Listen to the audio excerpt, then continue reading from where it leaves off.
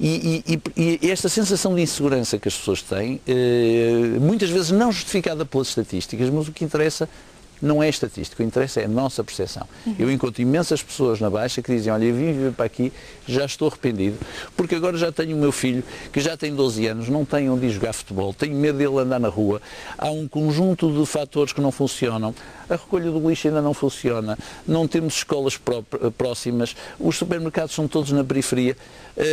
Estas queixas são as queixas que se ouvem, portanto, eu acho que a cidade tem que voltar a ser entretecida, e isso demora muito tempo.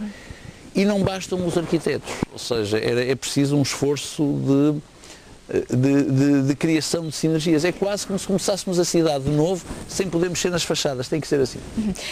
Há um aspecto que me parece que tem vindo a modificar um bocadinho este sentimento que o centro da cidade está abandonado, que é o facto de termos cada vez mais turistas. Aliás, quem trabalha no centro da cidade é curioso, porque tenho familiares que trabalham há anos no centro da cidade e dizem assim, isto a partir de abril, há uns anos atrás, começava-se a ver um casal ou outro de estrangeiros a andar. Agora é o ano todo e muitas pessoas. Nós temos... falou há pouco na Ryanair, mas é um dos pontos que joga mais do que a nosso favor, e temos conseguido de alguma forma modernizar também alguns serviços que são fundamentais para sermos um local turístico de excelência. Estamos a caminhar num bom sentido e isto tem-nos ajudado. É um setor que tem ajudado não só a cidade do Porto, a região, mas também o país, o setor turístico. O turismo na cidade do Porto tem sido um sucesso. Eu acho que há dois sucessos. Por um lado, a universidade, ou seja, se quisermos, a erasmização do Porto. O Porto, enquanto cidade atraente para os estudantes do Erasmus, que hoje transformaram o Porto numa cidade poliglota, em que se ouve falar as línguas mais estranhas no meio da rua, principalmente à noite. É uma cidade muito mais cosmopolita. Essas pessoas são pessoas que vão ter um impacto muito grande no Porto. São pessoas que vão voltar para casa, mas vão se recordar do Porto, e se gostarem do Porto vão dizer aos amigos para eles virem cá. Portanto, nós somos quase os nossos embaixadores, são os nossos vendedores ambulantes gratuitos. Depois, é verdade que o turismo com o novo aeroporto, com as low cost, mas também muito por esforço da sociedade civil, que a sociedade civil respondeu, começou a construir lojas novas, restaurantes novos, hotéis novos. E somos simpáticos. Nem sempre. Eu por acaso tenho alguma dúvida. Eu acho que nós somos simpáticos. Tem razão de queixa? Não, acho que nós somos simpáticos, mas temos pouco civismo. Os turistas, por exemplo, surpreendem-se ainda. Quando nós comparamos o Porto com outras cidades, olha, no Palácio da Bolsa nós temos 300 mil turistas por ano. E se não o edifício mais visitado da cidade. Por turistas é seguramente o mais visitado. Serralves é capaz de ter mais, e a Casa da Música por causa dos estudantes, mas em termos de turistas não tenho dúvida que somos o que temos mais. O que é que é interessante? Nós muitas vezes perguntamos aos turistas o que é que gostaram e o que é que não gostaram na cidade do Porto, porque isso também nos permite adequar a oferta à procura.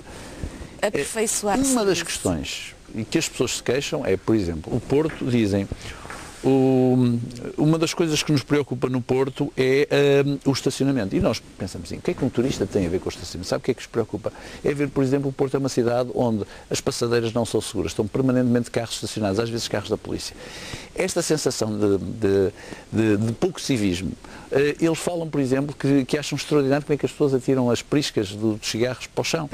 Como é que muitas vezes a cidade está a ser desfiada por grafites. Eu sei que é um senhor do Bloco de Esquerda, por acaso, porque tenho, aliás, com quem tenho alguma amizade, que diz que isso é uma forma de viver as cidades. Eu acho que não, sinceramente, acho que a grafitização da cidade do Porto é uma coisa que aos turistas os incomoda imenso. Claro que há outras cidades que têm grafites, não é isso. Mas não tem muito a ver, eles entendem que o Porto é uma cidade muitas vezes pouco cívica, e nós de facto muitas vezes temos comportamento cívico. Basta ver como é que os nossos canídeos se comportam, quer dizer, as pessoas acham que os passeios são a casa de banho dos canídeos, do seu canídeo, e isso a um turista faz imensa confusão, porque eles vêm de países, aqueles que nós queremos, que há muitos anos que os hábitos são outros. Mudaram. Claro que nós mudamos muitos hábitos para melhor. Eu ainda sou do tempo em que as pessoas escarravam no meio da rua, e hoje em dia já não se vê. Mas nós temos também que fazer da cidade do Porto uma cidade mais cívica, por nossa causa, para nós e também para quem nos visita. Nós estamos a falar também de alteração de hábitos culturais, que levam o seu tempo. Temos a mudar com hábitos culturais, mas o civismo tem exatamente a ver o que é o civismo. Eu não procuro civismo por causa dos outros, procuro civismo por causa de nós próprios. Quer dizer, nós percebemos hoje que Quer dizer, no Porto, qualquer pessoa que chega a uma artéria qualquer, para o carro, põe os piscas e acha que aquela parte da cidade, apropria-se aquela parte da cidade. As pessoas têm um descuido enorme. Por exemplo, o Porto continua a ser uma cidade em que existem imensos atropelamentos. Eu não estou a dizer que são os turistas que são atropelados. Mas se nós sabemos que há atropelamentos, imagina o que é que os turistas acham de pessoas que descem ruas a 80 km por hora porque por acaso estão cheios de pressa. Todos esses comportamentos continuam a fazer com que o Porto esteja lá próximo, mas ainda não seja aquilo que nós podemos ser. Nós estamos vindo a evoluir, eu acho que isso se sente, aquelas pessoas que não vêm à cidade do Porto há um ano ou há 2 anos, quando chegam cá, veem algumas diferenças, mas já que falou em algumas características nossas, creio que em 2009, quando escreveu o seu livro, Uma Questão de Caráter, referiu que a cidade do Porto estava mais fechada e mais agreste do que era habitual e tradicional. Acha que continua assim? Ou acha que estamos... Eu acho que muitas vezes nós somos assim porque nos sentimos muitos golpes vindos de vários lados e é uma tentação sermos mais fechados e mais agrestes. Acha que temos essa tendência ou estamos a melhorar? Eu acho que nós temos essa tendência justificada. Eu acho que é um pouco uma concha que se fecha para se proteger. De facto, quando nós vemos o que nos tem sido feito com enorme cinismo, nós temos todas as razões para sermos assim, para não acreditar. Portanto, quando escreveu esta frase em 2009, considerava que tínhamos, calhar, menos razões do que agora para sermos mais fechados e mais agrestes? Eu achava que nós tínhamos... Eu constato que nós éramos mais agrestes, mas, quer dizer, o cato tem picos, é exatamente para se proteger. Nós transformamos-nos nisso exatamente porque percebemos que as políticas relativamente a nós são políticas muitas vezes cínicas. E basta ver as coisas que aconteceram nos últimos tempos, quer dizer, cada vez que alguma coisa corre bem no Porto, percebemos que essa pessoa fica, que essa instituição ou essa atividade está imediatamente debaixo do olho. E houve imensos casos, quer dizer, nós lembramos, não é que eu gostasse particularmente do Ao mês ou 2 meses foram assim uns tantos. Lembro-se do que aconteceu com o Red Bull Air Race. Não é que eu gostasse especialmente, porque não gosto muito de esportes motorizados, principalmente de aviões, acho que fazem um bocadinho de barulho. Mas que aquilo tinha algum impacto, tinha, que quem se lembrou de trazer aquilo para Portugal fomos nós. Imediatamente foi cobiçado por Lisboa, com o Turismo de Portugal a patrocinar. Moral da história, nem foi para Lisboa nem para o Porto, desapareceu. Veja o que acontece com Serralves, com a Casa da Música, com a Sociedade de Reabilitação Urbana, com o aeroporto, com o Instituto Nacional de Estatística, ou seja, agora com o Centro Materno-Infantil. Nós todos os dias verificamos que aquilo que nós temos e que temos por direito próprio, porque não nos foi oferecido, quando corre bem é cobiçado. Se corre mal, é evidente, nós somos o alvo, somos imediatamente o alvo das críticas. As agências de comunicação estão todas em Lisboa, as agências de publicidade estão praticamente todas em Lisboa. Veja bem. Os anúncios, hoje em dia, quando se faz um anúncio, um automóvel... Não falou da RTP, mas podia ter falado. Não, podia falar da RTP também, exatamente, mas são tantos exemplos que nós... Quer dizer, eu não quero alinhar na choradeira, porque não é choradeira. É chamar a atenção para isto. Nós, hoje em dia, quando eu era miúdo, quando se queria fazer humor em Portugal, fazia sobre os alentejanos. Mas hoje em dia, é verdade, as anedotas eram sobre os alentejanos, mas hoje em dia nós vemos os anúncios e sempre que aparece alguém que é um grunho, tem que o pôr a falar à moda do Porto. Os anúncios para vender automóveis. E nós nesse aspecto somos agressos, mas também somos um pouco tontos. Nós devíamos, pura e simplesmente, boicotar esses produtos, que é o que fazem os catalães relativamente a Madrid. Esta ideia de que venderam, mesmo relativamente ao futebol, que o Porto era Palermo, que nós somos uns brutos, que falamos mal, que temos um comportamento incorreto, que estamos sempre a reclamar por coisas que não temos direito. Eu acho que nós... Falou aí de Espanha e já que está a falar de reclamar, provavelmente são pessoas que não olharam para o caso espanhol. Em Barcelona reclama-se muito mais e fazem-se ouvir. E isto provavelmente vai chegar a um ponto em que a situação vai se tornar muito mais complicada na nossa vizinha Espanha. Pelas nossas características, isto é muito mais difícil de acontecer aqui na região norte. Não sei, sabe, Maria, eu acho que a paciência das pessoas tem limites. As pessoas, nós no Porto somos sempre, tradicionalmente, muito ordeiros.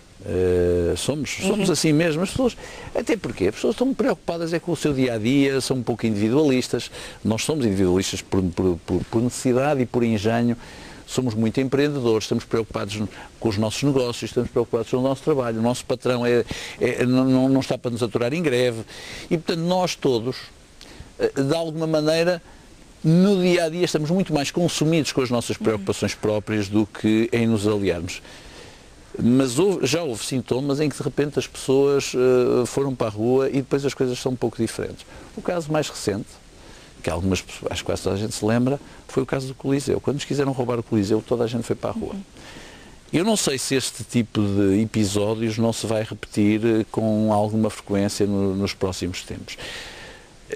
Eu acho que o Porto tem sido tratado com um enorme cinismo. E este cinismo é pior ainda porque os governos vão mudando de um partido para o outro, mas cada governo é mais centralista que o outro. E é principalmente, que é uma palavra que aparece muito nesse meu livro, o país é muito portofóbico. Eu lembro-me de uma pessoa, porque eu tinha muita consideração, e que era meu amigo e era visita de casa, que era o Eduardo Prado Coelho, quando o Centro Nacional de Fotografia foi instalado no Porto, na antiga cadeia da Relação.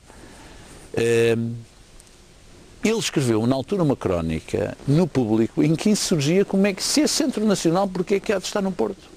Ou seja, para ele, tudo aquilo que era nacional devia estar em Lisboa. Isto era um dos maiores intelectuais portugueses. Isto é verdadeiramente aquilo que eu chamo de portofobia. Lisboa, e já o Torga escrevia sobre isso, o Miguel Torga escrevia sobre isso. Lisboa, de facto, olha para a província com enorme desdém e acha que o Porto é a única parte da província que lhe pode fazer frente. Portanto, isto, repara, o Miguel Torga escreveu isto provavelmente em 1920 ou 1930, não mudou muito. Eu acho que é pior hoje em dia. E acho que isso se sente, e os profissionais de diferentes áreas, todas as áreas, de apresentadores a Maria sente isso todos os dias, de certeza. Acho que uma pessoa do Porto tem que provar 10 vezes mais, e todas as pessoas que são de Lisboa, infelizmente, a grande maioria, olha-nos de lado. Chega aqui uma parola.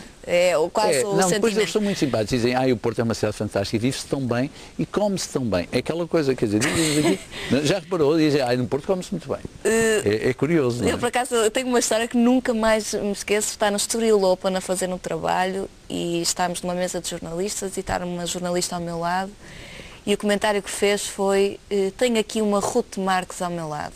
Portanto, tudo que era... que trabalhava no meio e que falava um bocadinho diferente do que eles estavam habituados, era uma Ruth Marques. Portanto, eu acho que isso sente-se e não é uma questão de... Eu tenho o meu exemplo, como provavelmente alguém que trabalha numa empresa e que é da cidade do Porto tem que se esforçar 10 vezes mais, trabalhar mais do que alguém em Lisboa. E não é só, Maria, se nós temos... Eu vou-lhe dar o exemplo da minha associação.